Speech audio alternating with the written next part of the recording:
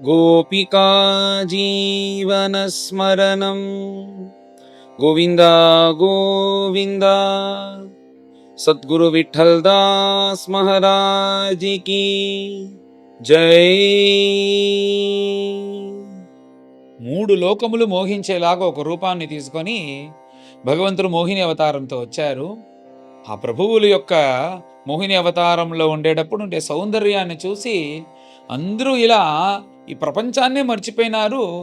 ఇలాంటి ఒక స్త్రీ ప్రపంచంలో ఉంటుందా అంటూ అలా చూసి ఆ స్త్రీ యొక్క నడక, ఆ స్త్రీ యొక్క లక్షణం, ఆ స్త్రీ యొక్క స్వరూపం ఇవన్నీ చూసి ఇలా దాంట్లోనే వీళ్ళు ఆశ్చర్యంగా ఉన్నారో ఆశ్చర్యపోయారు. తర్వాత మోహిని అవతారంలో ఉండే ప్రభువుల్ని చూసి మాట్లాడుతున్నారంట మోహంతో. నువ్వు ఎక్కడి నుంచి వచ్చినావు? మాకైతే ఈ గంధర్వులు, స్వర్గం లోకంలో ఉండే దేవతలు, సిద్ధులు, కింపురుషులు వీళ్ళందరూ తెలుసు. వీళ్ళన్నిట్లోనూ గంధర్వులు చాలా అందంగా ఉంటారు, వాళ్ళే అందమైన వాళ్ళని తెలుసు. కానీ ఈ గంధర్వ స్త్రీల కంటే ఇంత అందంగా ఒక స్త్రీని నేను చూడనే లేదు. మాకంటే ఏం తోచుతుందంటే ఈ లోకములన్నీ ఉన్నాయి కదా, ఈ లోకానికన్నీ అతీతంగా ఏదో ఒక లోకం ఉంది. ఆ లోకం నుంచి కామదేవుడే, సాక్షాత్ కామదేవుడే మమ్మల్ని అందరినీ తృప్తిపరచాలి అంటూ ఒక స్త్రీగా నిన్ను సృష్టి చేసి పంపించినట్టు ఉంది. నీ స్వరూపాన్ని చూస్తే అలాగే ఇంత అందం మేము ఎక్కడా చూడలేదు. మీరు ఎక్కడి నుంచి వచ్చినారో మాకు తెలియదు, కానీ మేము చూడని అందం ఇది అంటూ భగవంతుని యొక్క ఆ స్వరూపంలో మాయలో పడి ఇలా అసురులు మోహిని అవతారంగా ఉండే ఆ ప్రభువుల దగ్గర మాట్లాడుతున్నారు. ఇలా మాట్లాడిన తర్వాత ఆ మోహిని అవతారంలో ఉండే ఆ భగవంతుడిని చూసి ఇప్పుడే పైన విషయానికి వచ్చారు. ఏమిటంటే, ఇప్పుడు అమృత కలశం అనేది మా చేతిలో ఉంది. మేమందరూ మా లోపనే మా ఇద్దరికి కొట్లాట్లుగా ఉండి యుద్ధంగా ఉంది. అందుచేత ఈ అమృత కలశాన్ని తీసుకొని మా అందరికీ మీరు సరిగ్గా ఇవ్వాలి, సరిగ్గా పంచిపెట్టాలి. మేమందరం కశ్యపుల యొక్క పుత్రులమే అంటూ ఒక మోహిని అవతారంలో ఉండే ఆ ప్రభువుల దగ్గర మంచిగా చెప్పుకున్నారంట. మా ఇద్దరికి కొట్లాట్లంతా ఏమీ లేదు, మేము దాయాదులు, కశ్యపుల యొక్క పుత్రులు, అదితి కుమారుల వాళ్ళు, మేము దితి కుమారులం. మా అందరికీ అమృతాన్ని మీరు పంచిపెట్టాలి. మీ సౌందర్యంతో ఇలాలో వెళ్తూ మీరు అమృతాన్ని పంచిపెడితే మాకు చాలు, మేమందరూ భాగ్యవంతులం అంటూ ఆ అందంలో ముగ్ధులైపోయి మీరే మాకొచ్చి ఈ అమృతాన్ని పంచిపెట్టాలి అంటూ మోహిని అవతారంలో ఉండే భగవంతుడి దగ్గర అన్నారు. భగవంతుడు వీళ్ళందరూ తనలో కామంతో చూడాలి, ఇలా ఉండాలి అని కదా ఈ మోహిని అవతారం తీసుకొని వచ్చారు. ఇప్పుడు భగవంతుడు అలాగనే ఉన్నారంట. ఎలాగైతే తనను చూస్తే కామవర్ధనం అవుతుందో అలాంటి వస్త్రమంతా ధరించుకొని వయ్యారంగా ఉత్తమ స్త్రీ లక్షణంతో ఇలా ఉండే ఆ భగవంతుడు వచ్చారు కదా. ఆ అందంలో ముగ్ధులైపోయి వీళ్ళు అన్న వెంటనే ఇప్పుడు మోహిని అవతారంలో ఉండే ప్రభువులు ఆ అసురుల్ని చూసి అన్నారు, మీరు అన్నదమ్ములు, మీ లోపల వచ్చి అది ఐక్యమత్యం అది ఉంటుంది, అప్పుడప్పుడు కొట్లాడుకుంటారు, అది మీ లోపల ఉంటుంది. ఇప్పుడు నన్ను మీరందరూ వచ్చి కామంతో చూస్తున్నారని నాకు తెలుసు. ఇప్పుడు కామంతో చూసే మీరు నేను ఏ మాటలు అన్నా కానీ అది ఇప్పుడు సరే అంటారు, కానీ కామం తీరిన తర్వాత వచ్చి మీరందరూ ఒప్పుకోరు. ఇలాంటి సమయంలో ఈ మాటలు ఇలా ఉండేవంది సరిగ్గా ఉండదు. అందుచేత మనం ఇంకా కూడా సరిగ్గా మాట్లాడుకోవాలి. నన్ను అందరూ ఒక దాసి కూతురులాగానే చూస్తున్నారు. అందుచేత ఇది నా వల్ల వీలవుతుందా, సాధ్యమా అని ఇలా అసురుల దగ్గర అడిగిన వెంటనే భగవంతుడు చెప్పేది సత్యమే కాబట్టి వాళ్ళు ఒకసారి నవ్వుకున్నారు అందరూ. తర్వాత లేదు మీరు ఏది చేసినా పర్లేదు, మీరు మాతో ఉండాలి అంతే అని భగవంతుడు చెప్పిన వెంటనే మోహిని అవతారంలో ఉండే భగవంతుడు కూడా ఇలా చూడండి, మీరు ఇప్పుడు అమృత కలశాన్ని నా చేతిలో ఇచ్చారు. ఇది నేను న్యాయం చేసినా కానీ అన్యాయం చేసినా కానీ ఏది చేసినా కానీ, నేను దీన్ని తాగేసినా కానీ ఇది కింద పోసినా కానీ మీరేమీ అడగకూడదు. అలాగ దానికి ఒప్పుకున్నారంటే నేను పైన ఈ అమృత కలశాన్ని అమృతాన్ని అందరికీ పంచి పెడతాను అంటూ భగవంతుడు మొదటిగానే అనేస్తారు. వంచన చేయకుండా ఇలా నేను న్యాయము చేస్తాను, అన్యాయము చేస్తాను, దానికి మీరు ఒప్పుకున్నారంటే నేను చేస్తాను, లేకపోతే నేను వచ్చి దీంట్లో ఈ పనికి నేను రాను అని చెప్పిన వెంటనే ఈ అసురులకి అందంలో మోహమయ్యి కొంతసేపు అలా నడిస్తే చాలు. ఇప్పుడు వాళ్ళ యొక్క ప్రయారిటీ ఎక్కడుందంటే అమృతానికంటే మోహిని అవతారం ఎత్తిన భగవంతుడి పైన ధ్యాస, కామం అనేది ఎక్కువగా ఉన్నందువల్ల మీరు ఇటు నడిస్తే చాలు, మీరేం చేసినా కానీ పర్లేదు అంటూ ఆ అమృత కలశాన్ని తీసి భగవంతుని యొక్క చేతిలో పెట్టారు అసురులు. రూపం అంటే రూపం, అద్భుతమైన రూపం. అలాంటి రూపం ఎప్పుడు ఎక్కడ చూడలేదు. ఈ అసురులు మాత్రమే కాదు, అక్కడున్న దేవతలు, రుద్రులు అందరూ మాయమైపోయి ముగ్ధుల్లాగా ఆ మోహిని అవతారమే చూస్తున్నారు. ఎంతందమా, ఇంతందమా, ఇంతందమా అంటూ. అసురులు వచ్చి సిగ్గు లేకుండా ఇలా అడిగేసినారు. కానీ దేవతలకు కూడా ఆశగా ఉంది. కానీ ధర్మం అనేది ఉంది కాబట్టి వాళ్ళు వెళ్ళి మాట్లాడేదానికి వాళ్ళకు కూడా ఇలా ఆలోచనగా ఉంది. అలాంటి అవతారం, అలాంటి ఒక రూపాన్ని తీసుకొని భగవంతుడు వచ్చారంట మోహిని అవతారంలో. ఇలా పైన అమృత భాషణం చెయ్యాలి అంటే అందరూ ఇలా వెంటనే అమృతం తినకుండా అమృతం అనేది గొప్పది అని తెలుసుకొని అందరూ ఇప్పుడు ఇద్దరు చేర్చి కలుసుకొని అందరూ వచ్చి ఈ కశ్యపుల యొక్క కుమారులే కదా, వాళ్ళ యొక్క స్వభావం వల్ల దేవతలు అసురులుగా మారినారు కాబట్టి వాళ్ళు ఏం చేస్తున్నారంటే అమృతం ప్రాశనం చేసేదానికి ముందు పశువులకి ఆరాధన చేయడం, తర్వాత బ్రాహ్మణులకి ఆరాధన చేయడం, దేవతలకు ఆరాధన చేయడం, ఇలా అన్నీ చేసిన తర్వాత బ్రాహ్మణులకి యథేష్టంగా దక్షిణ అవన్నీ ఇచ్చి మంగళ స్నానం అంతా చేసి బాగా పంచావి కట్టుకొని అందరూ భోజనం చేసేదానికి అమృత ప్రాశనం చేసేదానికి వచ్చారంట. అక్కడ పైన మోహిని అవతారం చేసే ప్రభువులు ఇస్తారు అని. ఇలా అందరూ కూర్చొని ఉన్నారు, ఒక ఆకు వేసుకొని ఇద్దరు కలిసి కూర్చోన్నారు. దేవతలు అసురులు అందరూ ఐక్యంగా ఉన్నట్టు చూపిస్తున్నారు ఆ మోహిని అవతారంలో ఉండే భగవంతుడి దగ్గర. ఉండేటప్పుడు అప్పుడు భగవంతుడు నడుచుకుంటూ వస్తున్నారంట.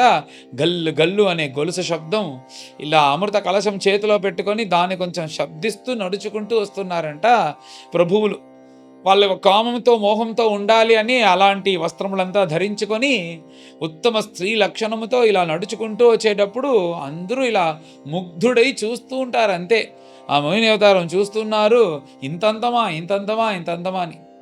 మనం వచ్చిన తర్వాత అందరూ కూర్చొన్నాం, సిద్ధంగా ఉన్నాను, మీరు అమృతం అందరికీ పెట్టండి, పంచి పెట్టండి అని చూసిన వెంటనే అప్పుడు భగవంతుడు అసురులు దేవతలు అందరూ కలిసి కూర్చోన్నారు. కలిసి కూర్చోంటే ఎలా వచ్చి వీళ్ళకి పంచిపెట్టేది? అందరూ కలిసి కూర్చున్నారంటే ఇతను వదిలేసి అతను వదిలి చేయడం కదా. అందుకోసం భగవంతుడు ఉపాయం చేసి మీరు అన్నదమ్ములు అయినా కానీ నాకేదో ఒక్కొక్కరు ఒక గోష్ఠిలాగా కనిపిస్తోంది. అందుచేత ఎప్పుడైనా మీకు కొట్లాట్లు వస్తుంది, వాళ్ళతో పాటు ఉంటే ఎప్పుడు మనకు జగడాలు అవి ఉండదు. ఎవరన్నా పాటు ఉండేటప్పుడే జగడ వెంటనే వచ్చేస్తుంది. అందుచేత మీరు ఎవరెవరు వాళ్ళవారో దేవతలు అసురులు ఇద్దరు తనితనిగా కూర్చోవాలి, అప్పుడే మంచిది, అప్పుడే నేను వేసేదానికి నాకు కూడా సౌకర్యంగా ఉంటుంది అని ఇలా చెప్పిన వెంటనే దేవతలు ఒక పక్కం, అసురులు ఒక పక్కం వాళ్ళు కూర్చునేసినారు. ఇలా కూర్చున్న తర్వాత ఆ మోహిని అవతారంలో ఉండే ప్రభులు అసురుల దగ్గర వచ్చి కింద ఉండే భాగమే వచ్చి చాలా శక్తికరమైనది, మంచిది, ఆ కింద ఉండే భాగాన్ని మీకు వేస్తాను, పైన కొంచెం ద్రవంగా ఉంటుంది, దానికి పోతే పోనీ దేవతలకు వేసేసి మీకు వస్తాను అని చెప్పి భగవంతుడు ఇలాగా వాళ్ళతో మోహించేలాగా మాట్లాడినట్టు వాళ్ళకి ఇంకా సంతోషం. మన పక్కనే ఉంది ఆ మోహిని అవతారం అంటూ ఇలా సంతోషంగా అసురులు ఉన్నారు. అటుపక్క దేవతలు అందరూ కూర్చో ఉన్నారు. ఇప్పుడు దేవతల దగ్గర ఇలా భగవంతుడు పంచిపెట్టేదానికి ప్రారంభించారు. ఇలా పంచుతున్నారు. అలా పంచుతూ ఉండేటప్పుడు అసురులను చూసి నవ్వటం, వాళ్ళని చూసి సిగ్గుపడటం, తర్వాత వాళ్ళతో పాటు ఆనందంగా ఉండేలాగా ఇలాంటి సైగలన్నీ చేయటం, ఇవన్నీ అసురులను చూసి చేసేది, దేవతలకు అమృతం పెట్టేది. ఇలా పెట్టుకుంటూ వస్తున్నారు. వాళ్ళకి కూడా ఇది ఒక పెద్దదిగా కనిపించలేదు. ఎందుకంటే మోహిని అవతారంలో ఉండే ప్రభువులు చెప్పే కదా వెళ్ళారు, మనకి ఇంకా మంచి భాగం దక్కుతుంది అంటూ అందరూ ఇలా చూస్తూ ఉన్నారు. తర్వాత దాంట్లో ఒకడు, అతనికి స్వర్భాను అని పేరు. వీళ్ళ దగ్గర మనం కూర్చున్నామంటే మనకు అమృతం దక్కదు, వీళ్ళిద్దరూ బుద్ధిహీనులు, మనం ఎలాగైనా వెళ్ళి ఆ గోష్ఠిలో దేవతా రూపంలో వెళ్ళి కూర్చునేసి మనం అమృతాన్ని తినేస్తాము, తాగేస్తాము, మనం వచ్చి అమరంగా ఎప్పుడు మనం జీవిస్తూ దీనికి మనం ఇలాగా వృద్ధుడు కాకుండా మనకు వచ్చి మరణం లేకుండా ఈ అమృతాన్ని తాగేసి మనం జీవించగలుగుతామంటూ అసుర గోష్ఠిలో ఉండే స్వర్భాను అనే అసురుడు బయలుదేరి దేవతా రూపంలో ఇక్కడికి వచ్చేసాడు. వచ్చి ఏమిటంటే ఇప్పుడెక్కడో అటుపక్క వెళ్ళేసి వచ్చి కూర్చునేలాగా దేవతా రూపం తీసుకొని వచ్చి కూర్చొని ఏదో ఒక ఓరంగా కూర్చొని తినేసి వెళ్లకుండా అతని యొక్క దుర్భాగ్యం చంద్రసూర్యుల యొక్క మధ్యలో వచ్చి కూర్చునేలాగా అయింది. మొదట గమనించలేదు. ఇలా వేస్తూ వచ్చేటప్పుడు చూస్తే ఇతడెవడో మన గోష్ఠిలో ఉండేలాగా లేదే అని చూస్తే అతను ఎదురుగా అసురుడు స్వర్భానుడు. వెంటనే సూర్యుడు చంద్రుడు ఇద్దరు కళ్ళుతో చూపించారంట భగవంతుడి దగ్గర, ఇతను దేవుడు కాదు, ఇతను అసురుడు, ఆ గోష్ఠి నుంచి వచ్చినవాడు అని. భగవంతుడు చూసిన వెంటనే అసురుడికి తెలియకుండా తన యొక్క చక్రాయుధంతో ఆ తలను నరికాడు. అమృత ప్రాశనం అనేది చేసినందువల్ల గొంతు వరకు అమృతం అనేది వెళ్ళిపోయింది. అందుచేత కింద ఉండే ఆ శరీర భాగం అనేది వెళ్ళిపోయిన తర్వాత ఆ తల మాత్రం అది వచ్చి అమృత ప్రాశనం అయినందువల్ల, అది దేవతలుగా అమృత ప్రాశనం వల్ల దేవతా ఆ దేవతా స్థాయికి, దేవతా స్థితికి అతను ఎట్లాగైనా పెట్టాలి. అందుచేత దేవతా స్థానంలో ఈ నవగ్రహంలో ఒకటైన రాగువుగా ఉండవలసిందిగా భగవంతుడు ఆజ్ఞాపించారు. ఆ సూర్యచంద్రులు చూపించినందువల్లనే ఆ రాహుడు అప్పప్పుడు ఈ గ్రహణ సమయంలో నీడగా వచ్చి సూర్యచంద్రుని మింగేస్తున్నారు అంటూ పెద్దలందరూ చెప్తారు అని చెప్పి, ఇలా ఈ రాహువు ఇలా సూర్యచంద్రుడి మధ్యలో వచ్చి స్వర్భాను అనే అసురుడు ఇలా తగులుకొని తర్వాత రాహువులాగా మారాడు అని కథంతా చెప్పి, తర్వాత దేవతలకు పరిపూర్ణంగా అమృతం ఇచ్చిన తర్వాత ఆ కలశంతో పాటు మోహిని అవతారంలో ఉండే ప్రభువులు శ్రీమన్నారాయణుడుగా మారారు. ఆ మారిన తర్వాతనే ఇంతసేపు కామంతో చూసుకుంటూ మనకి ఇంకా మంచిది దక్కుంది, ఇంకా మంచిది దక్కుతుంది, మన పక్కనే ఈ స్త్రీ ఉందని చూసిన అసురులకి ఇప్పుడే తెలిసింది అది మోహిని అవతారం ఎత్తిన భగవంతుడు అని. అందరూ ఇలా ఏమారిపోయారు. అందుచేత ఇక్కడ ఏమిటంటే, వాళ్ళు దేవతలకు మాత్రం ఇచ్చారే ప్రభువులు, అసురులకి లేదని మనం అనుకోకూడదు. ఏమిటంటే దేవతలు వచ్చి భగవంతుని ప్రార్థించారు కాబట్టి దేవతలకు అమృతాన్ని ఇచ్చారు. ఇదే అసురులు కూడా వచ్చి మాకు కూడా అమృతం ఇవ్వండి అని ప్రార్థించి ఉంటే తప్పకుండా భగవంతుడు ఇచ్చి ఉంటాడు. అది కాకుండా వంచనగా దాన్ని తీసుకెళ్ళి మేము లోపలే పంచుకొని వాళ్ళు జగడాలు వేసుకుంటూ ఉన్నందువల్ల, ఎప్పుడు నువ్వు వంచన చేసి మొదటి కలశాన్ని తీసుకెళ్ళినావో అప్పుడు నేను కూడా వంచన చేసి వీళ్ళకి ఇస్తానని భగవంతుడు దేవతాపక్షంగా ఉండి ఇలా అమృతాన్ని వాళ్ళకి ఇచ్చేలాగా మోహిని అవతారం చేసి భగవంతుడు ఇలా అమృతాన్ని పంచిపెట్టారు అనే అద్భుతమైన కథ. ఏమిటంటే దేవతలందరూ భగవంతుని యొక్క శరీరంలో ఉండే అంగములు భగవంతుడు అంగి. ఎలాగైతే ఒక చెట్టుకి కొమ్మలు మిగతావన్నిటికీ మనం అది సుఖంగా ఉండాలంటే దాన్ని వేరుకి జలం వేస్తేనే ఆ చెట్టు సుఖంగా ఉంటుందో, అలాగా ఆ వేరైన భగవంతుని ఆరాధన చేస్తేనే దేవతలందరూ సంతోషిస్తారు అని చెప్పి, భక్తుల కోసం ఎలాంటి రూపమైనా తీసుకొని భగవంతుడు ఒక స్త్రీ రూపం వేసుకొని అసురుల్ని మోహించేలాగా చేసి మోహిని అవతారాన్ని తీసుకొని భక్తుల్ని కాపాడే భగవంతుడు భక్తాభిమాన ప్రభువుకి నమస్కారం, ఆ ప్రభువుల యొక్క చరణారవిందానికి నమస్కారం అంటూ చెప్పి ఈ అధ్యాయాన్ని బ్రహ్మనిష్ఠులు పూర్తి చేశారు. పైన అందరం కలిసి అధ్యాయాన్ని పారాయణం చేస్తాం. అథ నవమోऽధ్యాయః श्रीशुकोवाच तेऽन्योन्यतो असुराः पात्रं हरन्तः त्यक्तसौहृदाः क्षिपन्तो धस्युधर्माणः आयान्तीं ददृशुस्त्रियम् अहो रूपम् अहो धाम अहो अस्या नवं वयः इति ते ताम् अभिद्रुत्य पप्रच्छुः जातहृच्छयाः का त्वं कञ्जपलासाक्षी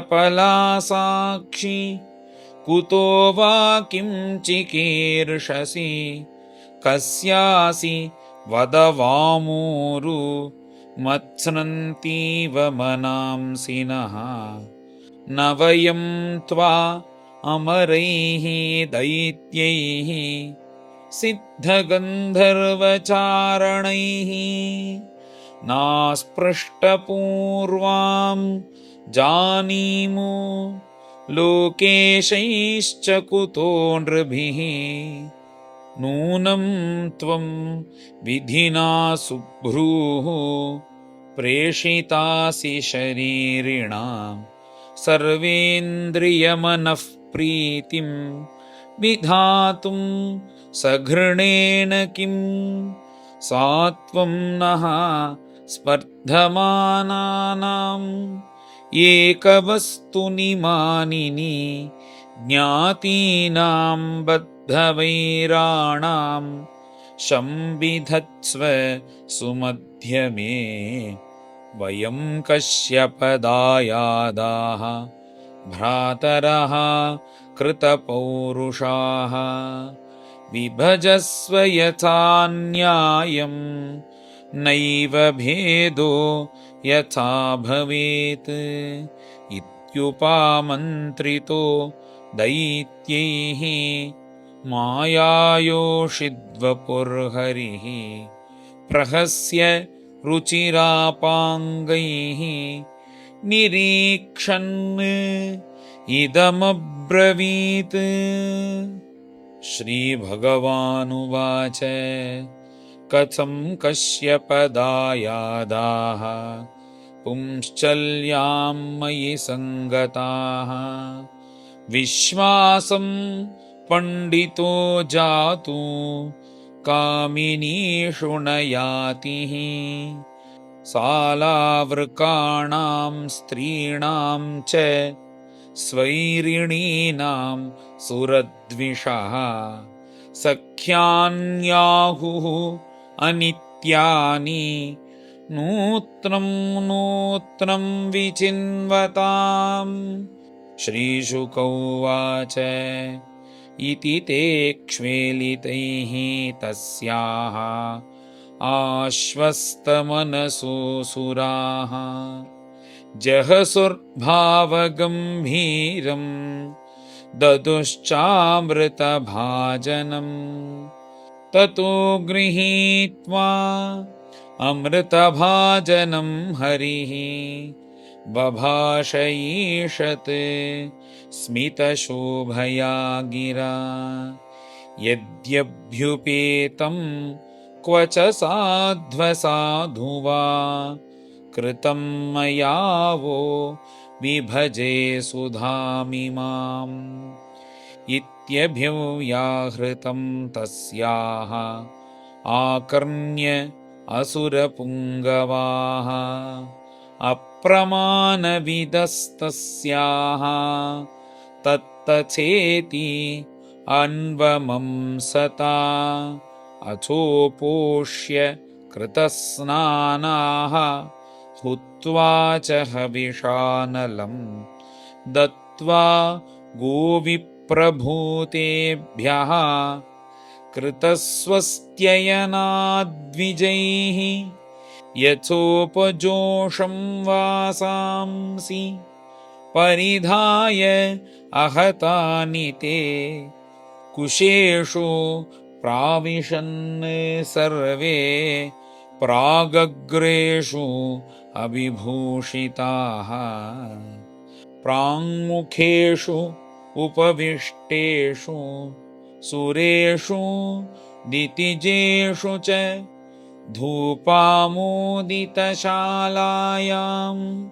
जुष्टायां माल्यदीपकैः तस्यां नरेन्द्र करभोरुरुषद्दुकूल श्रोणीतटालसगतिः मदविह्वलाक्षी सा कूजती कनकनूपुरसिञ्चितेन कुम्भस्तनी कलशपानिः अथाविवेश तां श्रीसखीं कनककुण्डलचारुकर्ण नासाकपोलवदनां परदेवताख्यां संवीक्ष्य सम्मुमुहुः उत्स्मितवीक्षणेन देवासुराः विगलितस्तनपट्टिकान्ताम् असुराणां सुधादानं सर्पाणामिव दुर्नयं मत्वा जातिनृशंसानां न तां व्यभजदच्युतः कल्पयित्वा पृथक् पङ्क्तिः उभयेषां जगत्पतिः तांश्च उपवेशयामास स्वेषु स्वेषु च पङ्क्तिषु दैत्यान् गृहीतकलशः वञ्चयन् उपसञ्चरैः दूरस्थान् पाययामास जरामृत्युहरां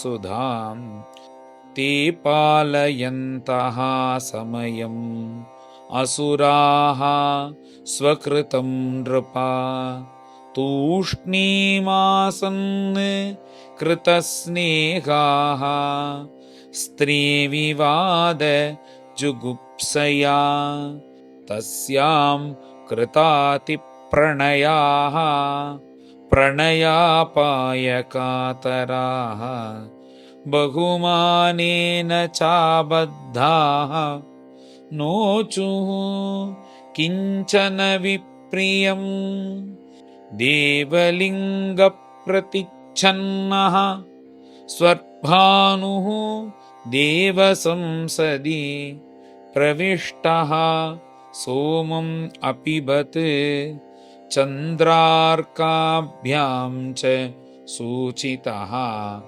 चक्रेण क्षुरधारेण जहार पिबतः शिरः हरिस्तस्य कबन्धस्तु सुधया प्लावितो अपतत् शिरस्तु अमरतां नीतम् अजोग्रहमचीकृपत् यस्य पर्वणि चन्द्रार्कौ अभिधावति वैरधीः प्रीतप्राये अमृते देवैः भगवान् लोकभावनः पश्यताम् असुरेन्द्राणां स्वं रूपं जगृहे हरिः एवं सुरासुरगणाः समदेशकाल हेत्वर्थकर्ममतयोऽपि फले विकल्पाः तत्रामृतं सुरगणाः फलमञ्जसापुः यत्पादपङ्कजरजः श्रयणान्न दैत्याः यद्युज्यते अशुभसुकर्म मनोवचोभिः देहात्मजादिषु नृभिः तदसत्पृथक्त्वात् तैरेव सद्भवति यत्क्रियते अपृथक्त्वात् सर्वस्य तद्भवति मूलनिषेचनं यत्।